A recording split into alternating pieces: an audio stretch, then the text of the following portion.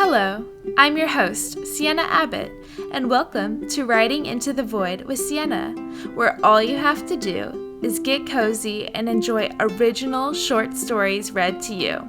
Without further ado, here's this week's episode. Enjoy! Hello and welcome to the very first reading of a story on Writing into the Void of Siena. I'm so excited to finally be reading one of the short stories. Today is a fantasy story set in a older time period. So I hope you enjoy, and let's begin. This one is called The Ladybug. I hung up the damp clothes with the pins on the clothesline. The sun had finally decided to show its shining face, so my mother had given me laundry duty. Horse hooves clomped on the unpaved dirt road, and dust floated in the air. Chickens protested to one another in curt exclamations, and the cows in the pasture added their long and deep voice. I dried my hands on the front of my olive green dress. An older woman with graying hair grabbed a rag that was hanging over her shoulder and began whipping it in the air as she shouted in a deep and burly voice. "Gaston, get your bum out here and milk the darn cows. I don't know how many times I'm gonna have to tell you, boy." The so-called Gaston, a boy about the same age as I, busted through the front door of the house. The screens on the windows of the house rustled. I hear you, Gaston said. As he scooped up some buckets, he sighed as he sat down on his stool. The woman shook her head at him and headed into the house, where she would probably begin brewing some tea. I was standing in our dusty side yard, watching the boy begin to milk the cows. There was no fence between our two houses, just grass and dirt. I was the bolder type of gal, so I began to trudge the distance between the two of us until I came to stand in front of the boy who sat on the stool and looked up at me. He wore boxy linens and a brown leather vest, and his hair was a curly mushroom cap on his head. "So your name's Gaston, right?" He put his hands down on his knees and gave a laugh. "Gaston is how I pronounce it, but really, have your way with it." He sat there, peering up at me with a dumb smile on his face. I raised my eyebrows at him with an exasperated exhale. He wasn't getting the message. "Aren't you gonna ask for mine?" My name, you dimwit," I erupted.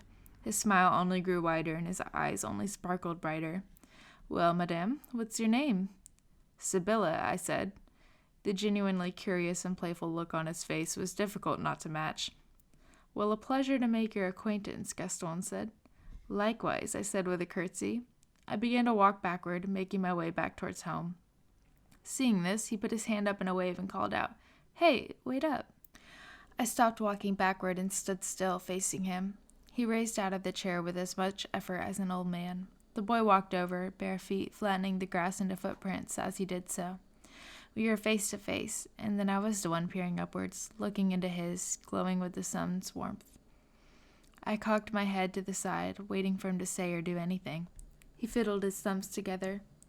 Gaston's face lit up with a smile. "I just remembered I could show you something quite interesting if you just wait a few minutes." I shrugged. "And why shouldn't I go?" Gaston just kept staring at me. I squinted my eyebrows at him until a look of recognition washed over his face. "Oh, I figured you'd want to come wait over there with me." He pointed over his shoulder. He smirked and said, "Plus, I could use a little help milking the cows." I found myself sitting beside a cow on the other side of Gaston and his milk-bearing friend. Gaston had acquired a loud presentation voice as he explained to me how to milk the things. The blush in my cheeks was sure to be as red as cherries as I pulled on the udders with clumsiness and timidity the boy was sure to laugh at. For my sake, I was lucky the cows were blocking most of his view. "This interesting thing better be worth it, Gaston," I said after we had been milking the cows for a few minutes. Yes, we're just about done here." He stood up and moved the bucket while guiding the cow out of the stable. I stood up and followed suit, the bucket full of milk and heavier to lift than I expected. He reached out to me with his free hand, and I handed him my pail. The significant weight of the milk-filled buckets was not evident as Gaston carried one in each hand. He used his back to bump the door to his house open and disappeared inside. I was certain he was going to ditch me, and the seconds began to pool on and stretch like taffy. My heart rate began to escalate, but he returned back through the door and out into the day again. "You ready to go then?" Gaston asked. "Yes, I suppose, although I still don't know where we're going." And that's exactly the point. Wouldn't be very exciting if you knew where it was and all that, now would it? I found myself wanting to punch him, but I couldn't disagree with his logic. Gaston turned away from our humble shacks we called home and led me towards the green wall of forest bordering our village. Haven't you heard of the stories people tell about the forest? Gaston smiled wider. Children's stories? Yeah, I've heard a few of those. I didn't know you were still a baby, though. I'm not a baby, I protested. I just kind of don't want to die, and I have my doubts. That's why you have me as your well-versed guide, Gaston said, offering a light and graceful bow as he walked forward. I rolled my eyes, but the pounding in my chest continued. We walked towards the towering wave of green and found an entrance. It was a squiggly, plotted dirt path that weaved through the tree trunks. Before we entered the land of shadows and clawing trees, Gaston turned to me with his eyebrows raised and the corner of his lips upturned. Something told me he was very much enjoying my unease. Sighing, I gestured for him to take the lead, and with a giggle, he took up his role as leader. The trees were giant, and I felt like one of the 7 dwarfs as the darkness wrapped its arms around us. The temperature dipped about 10 degrees with the sunlight blocked out. Gaston continued on, unbothered by this stark difference in setting. Something above my head started a commotion, and I yelped out and fell into a crouching position, shielding my head with my arms. It would appear, Gaston said, that was a bird. His eyes twinkled with humor, and the urge to beat the boy up resurged. Ah, yes, very funny. You're quite observant, aren't you? I do like to think it's a skill of mine, Gaston said. We continued through the graveyard of trees, picking our steps carefully so no root would stumble us as we made our way down the path. Have you heard about the tale of the wolf? Gaston asked. He had taken up a fancy of listening to me squeal at the bone-chilling childhood stories I had heard about the forest. I'm pretty sure I've heard almost all of them, I said, and that's not at all what I want to be thinking about. You know, I could just turn around right now and go home. I don't really care about your stupid surprise that much anyways. I turned to leave, but a hand fell on my shoulder. It turned me around. Hey, I'm sorry, Gaston said. I'll quit the storytelling, I promise. So will you please not go yet? His puppy eyes were pleading, shimmering in the shards of sunlight. I threw my hands up. Okay, fine. Just make it quick now, will you? Gaston took my hand and brought it to meet his lips. Your will is my command, he said, and resumed his trek into the forest. I followed inches behind his heels, threatening to step on his feet if he stopped, not that I would feel all that bad. The trees gathered closer together and blocked out any light that had managed to make it through the canopy. It seemed the farther we went, the worse it got, but Gaston stopped. Aha, he said. The boy dropped into a crouch and began tearing through a pile of leaves, and once those were gone, the dirt beneath them until a pulsating and calming light emanated from the ground. It glowed green like a lime at perfect ripeness. He plucked the thing up. It was a glass draught, and inside neon green liquid splooshed and splashed as he turned the thing left and right, examining it himself. It glowed like a jellyfish. So, what do you think? Gaston asked. He seemed very pleased with himself. Well, I certainly have never seen anything like it, I said. Then something hit me. Did you buy this from a witch? I hissed. He stared at his feet for a second with his brown caterpillar eyebrows furrowed. They inched towards one another. Well, he said, looking up at me again, it was more of a get a treat, pay for it later kind of deal, but I did acquire it from a witch, as you so negatively put it. I wanted to be angry, but a part of me admired the reckless fearlessness of the boy. It was a pretty good deal in my opinion. I haven't had to give her anything or do anything for her as of yet, and I still have this beauty, he said, shaking the potion for emphasis. I shook my head. Okay, you got it. Can we get out of here now? I really hate it. Leave? If anyone knew I had this, I'd be publicly beheaded by my family. This is why I'm quite sad I chose to trust you with this. I thought you would have my back more. The defeat in his voice was dreadful, and it made my skin crawl with guilt. Ugh, I said, closing my eyes tight and trying to take in calm, deep breaths. Okay, I can follow your crazy rules, but I would like to not spend more time here than necessary. I knew you'd come around, Gaston said. He winked at me and nudged my shoulder like a playful brother. I snorted at him in return. Well, Gaston said, the nice lady told me all I had to do is pour this on a ladybug, and I'd find my true love. He spoke in a girly, daydreamy voice. I thought it might be fun to test it out with somebody, and since you came up to me, it seemed like destiny, or fate, or whatever. You know, something high and mighty. And hey, maybe it'll work for you too. If this is the part where you expect me to thank you and feel indebted to you, it's not happening.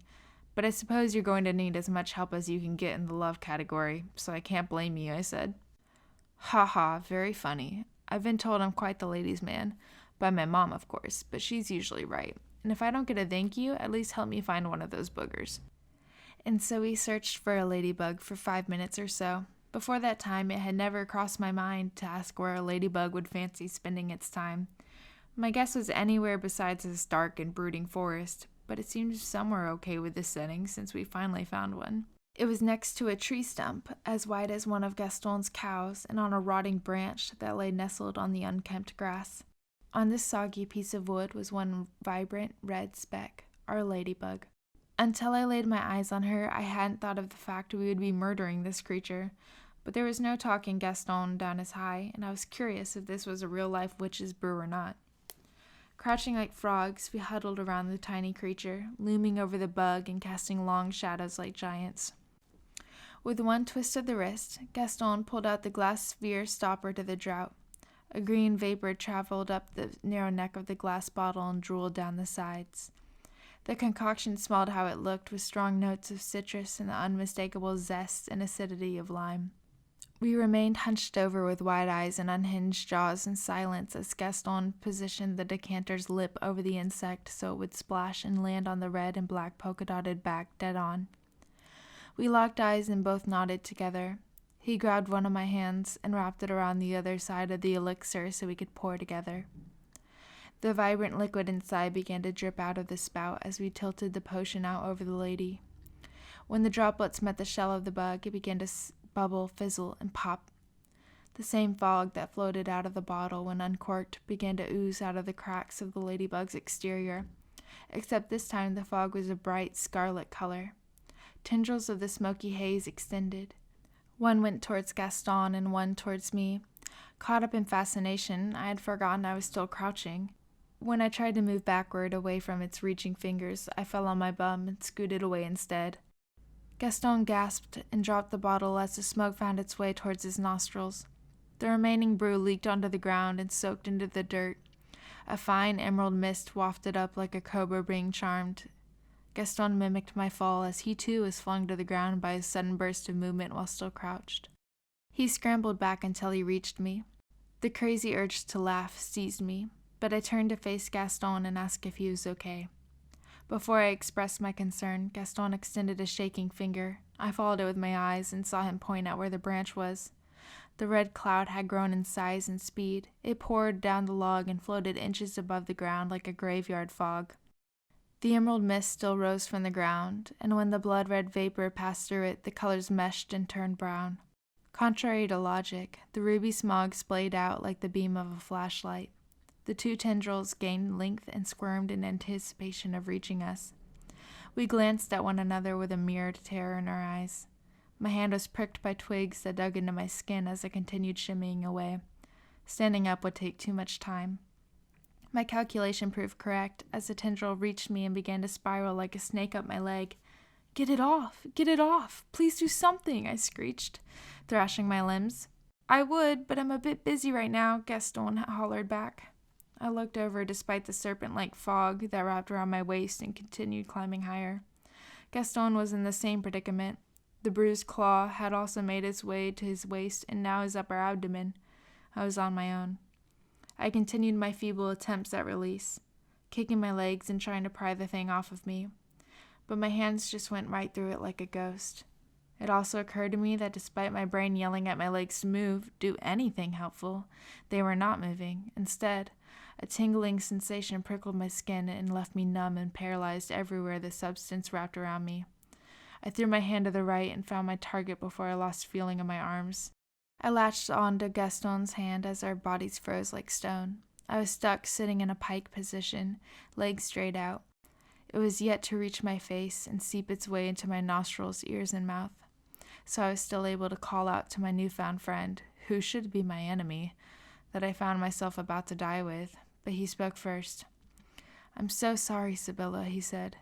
His voice cracked and wavered, affected by the sobs he suppressed. His genuine distress made me pity him despite the fact this was indeed all his doing.